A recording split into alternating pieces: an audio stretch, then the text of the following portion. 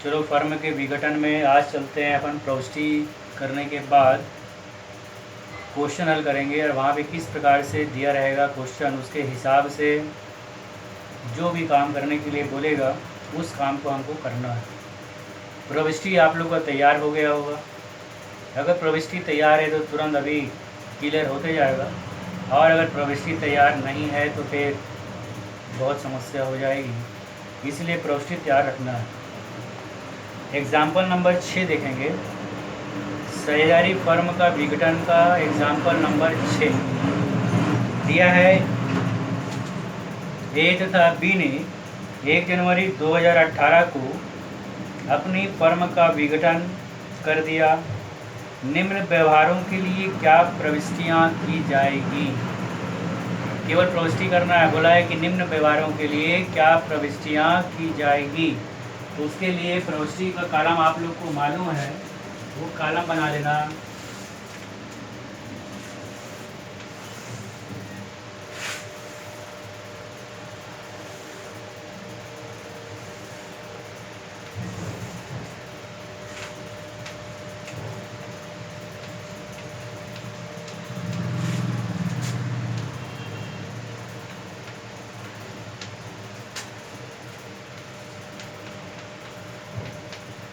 प्रविष्टि का जो कॉलम है उस कॉलम को हमको बना लेना है। प्रविष्टि का कॉलम क्या है?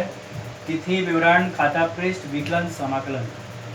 जब भी प्रविष्टि करने के लिए बोलेगा तो पहले कॉलम बना के ही हमको एंट्री करना है, बिना कॉलम बनाए एंट्री नहीं करना है, पहली बात। फिर हमारे दिमाग में रहना चाहिए संपत्ति खाता बंद करने के लिए क्या प्रविष्टि होता है, दायित्व बंद करने के लिए क्या प्रविष्टि होता है, संपत्ति को बेचेंगे तो क्या प्रविष्टि होता है, दायित्व का भुगतान करेंगे तो क्या प्रविष्टि होता है। 4 कंडीशन में तो प्रविष्टि हमको पूरा तैयार होना ही चाहिए। पहला नंबर, संपत्ति को बंद करने पर होता है वसूली विकलन टू संपत्ति। दायित्व को बंद करने पर होता है दायित्व विकलन टू वसूली। फिर संपत्ति का अगर नगद विक्रय होता है तो रोकड़ विकलन टू वसूली। अगर संपत्ति को साझेदार ले लेता है तो साझेदार का पूंजी खाता विकलन टू वसूली। दायित्व का अगर नगद भुगतान होता है तो वसूली विकलन टू रोकड़। और दायित्व कोई साझेदार अपने ऊपर ले लेता है भुगतान करने के लिए तो वसूली विकलन टू साझेदार का पूंजी खाता। आगे बात में, इसके बाद लाभ हानि जब होता है तो लाभ की दशा में वसूली विकलन टू साझेदारों का पूंजी खाता, और हानि की दशा में साझेदारों का पूंजी खाता विकलन टू वसूली खाता। ये एंट्री हमारे दिमाग में हमेशा रहना चाहिए, तब जाकर हमारा यहाँ पे काम प्रविष्टि से संबंधित या खाता से संबंधित जो भी कार्य है सब क्लियर हो जाएगा। और एकदम आसान है, कोई यहाँ पर कठिनाई का सामना हमको नहीं करना है, केवल क्या करना है, प्रविष्टि तैयार रखना है। आगे बस में तो देखिए यहाँ पे प्रविष्टि की जाएगी। बोला है पहला नंबर लिखा है विघटन के व्यय 1500 रुपये हुए। जैसी व्यय बोलता है दायित्व, दायित्व का भुगतान हो रहा है, खाता बंद नहीं करना है। यहाँ पे विघटन का व्यय हुआ मतलब दायित्व का भुगतान करना है, तो विघटन का व्यय हुआ, दायित्व का भुगतान करना है पहला नंबर। तो ये दायित्व का जितना भी भुगतान किया जाता है सब वसूली खाते के विकलन में आता है। कहाँ आता है? जितने भी दायित्वों का भुगतान किया जाता है सब वसूली खाते के विकलन में आता है। तो वसूली के विकलन में आएगा तो प्रविष्टि करते समय हमारा वसूली विकलन होना चाहिए। आगे बचत में, और समाकलन में जाता है तो वसूली हमारा समाकलन होना चाहिए। इस बात का ध्यान रखना है, जो पढ़ चुके हैं हम लोग 11वीं में भी। तो विघटन के व्यय हुए तो पहला एंट्री हो जाएगा हमारा वसूली खाता विकलन,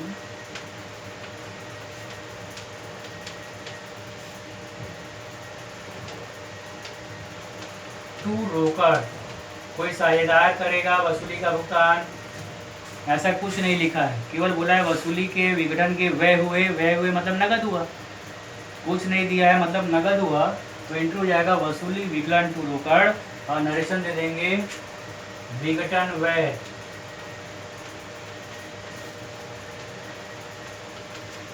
और एक लाइन खींच देंगे यहाँ पर, और कितना हुआ विघटन व्यय बोलता है 1500 रुपये हुए। विकलन का विकलन और समाकलन को समाकलन। तो ये क्वेश्चन देखते ही हमारे दिमाग में आना चाहिए क्या है, ये संपत्ति है कि दायित्व है। तब ये प्रविष्टि होगा, अन्यथा नहीं होगा। आगे देखिए, लेखे से छूटी हुई संपत्ति से 7,500 रुपये वसूल हुए।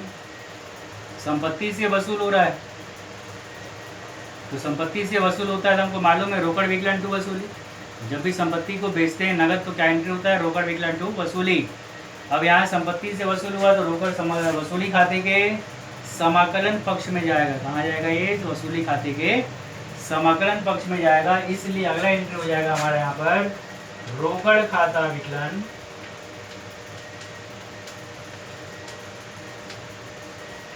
टू वसूली खाता।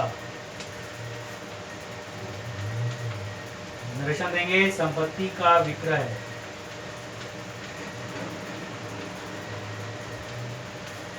कितने का विक्रय हुआ, 7,500।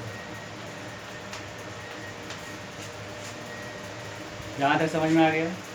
जब भी व्यय होगा तो दायित्व में जाता है, व्यय मालूम है अपन को, दायित्व विकलन में जाता है, दायित्व है व्यय और विकलन पक्ष में जाता है, इसलिए वसूली विकलन टू रोकड़। संपत्ति से प्राप्त हुआ या संपत्ति का विक्रय हुआ बोलता है तो ये हमेशा वसूली खाते के समाकलन में आता है, इसलिए अगला एंट्री हो गया हमारा रोकड़ विकलन टू वसूली। तो इसी क्रम में हमारा एंट्री आगे बढ़ते जाएगा। फिर देखिए तीसरा नंबर दिया है 6,000 रुपये के मूल्य का स्टॉक वसूली खाते में पहले से अंतरित है, इसे साझेदार ए ने ले लिया। स्टॉक जो हमारे चिट्ठे में पहले से था उसको कौन ले लिया, साझेदार ए। स्टॉक को क्या बोलते हैं अपन,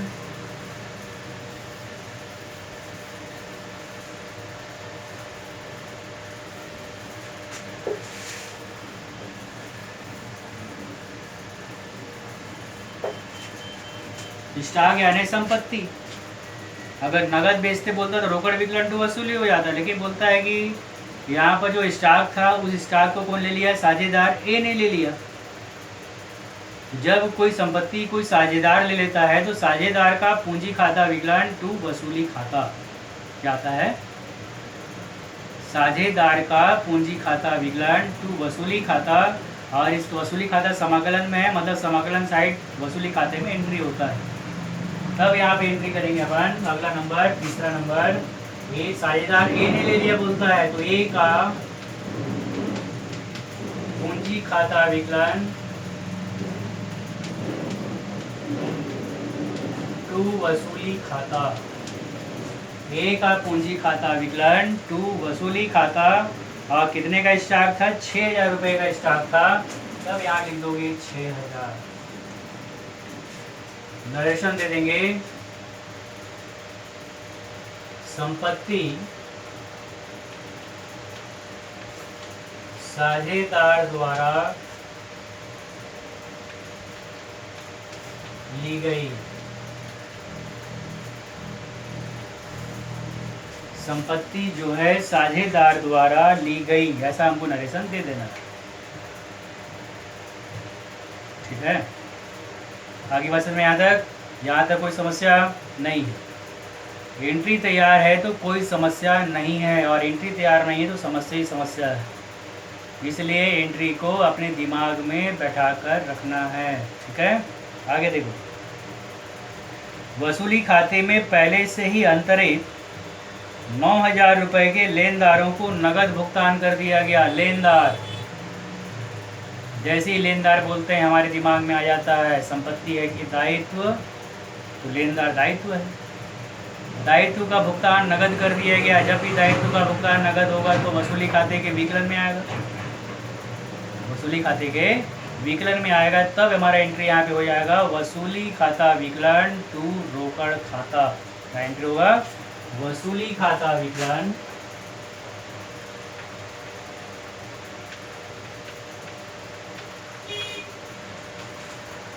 टू रोकड़ खाता।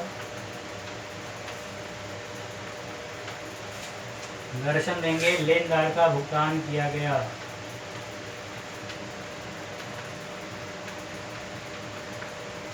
कितने का लेनदार था बोलता है, देखो यहाँ पर दिया हुआ है 9,000 रुपये के लेनदार का नगद भुगतान कर दिया गया। अमाउंट डाल देंगे अपन यहाँ पर 9,000। ये काम हो गया। ठीक, फिर बोला आगे वसूली खाते के लाभ 12,000 रुपये ए और बी में क्रमशः 3:1 में हस्तांतरित कर दिया गया। लाभ निकाल कर दे दिया है यहाँ पर, अगर नहीं दिया रहेगा तो हमको लाभ निकालना है खाता बनाकर।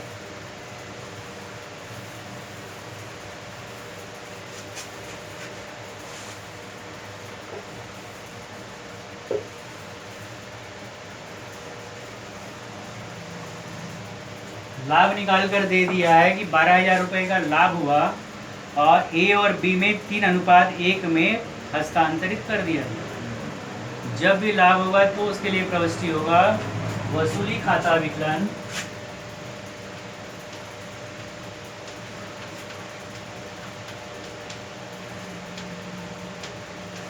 टू ए और 2B नरेशन लाभ का हस्तांतरण।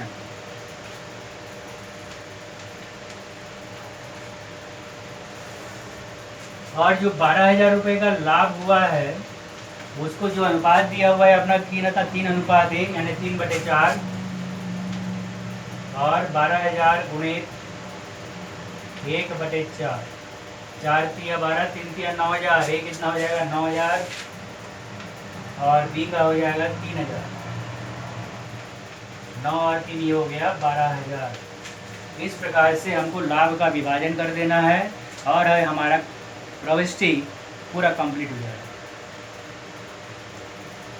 जब प्रविष्टि तैयार रहेगा, हमको बार बार प्रविष्टि नहीं करना है कि प्रविष्टि करेंगे उसके हिसाब से खतौनी करेंगे।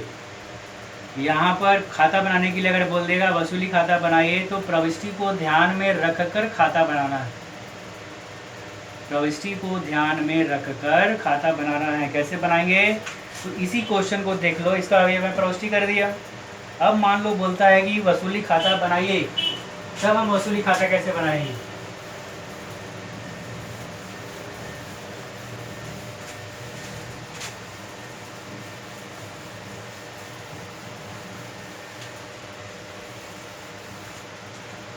अगर वसूली खाता बनाने के लिए बोलेगा तो वसूली खाता हम कैसे बनाएंगे इसको देख लोगे। सीधा पहले हेडिंग दे देना वसूली खाता।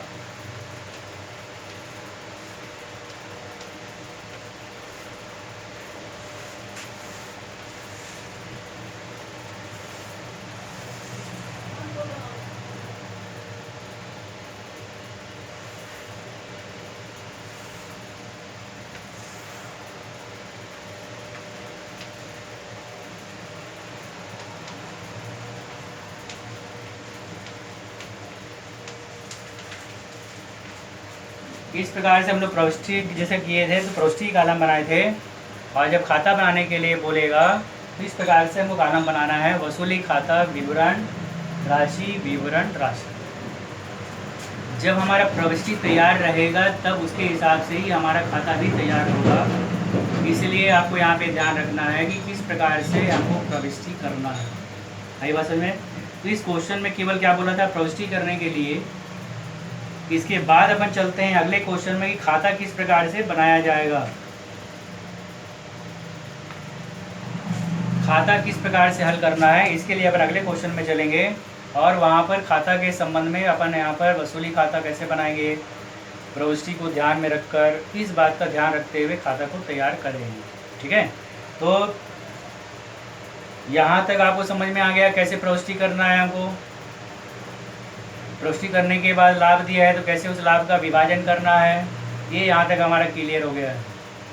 इसके बाद चलते हैं अपन अब खाते के संबंध में, तो जो इसके बाद मैं बताता हूँ आपको कैसे खाता बनाना है। ठीक है।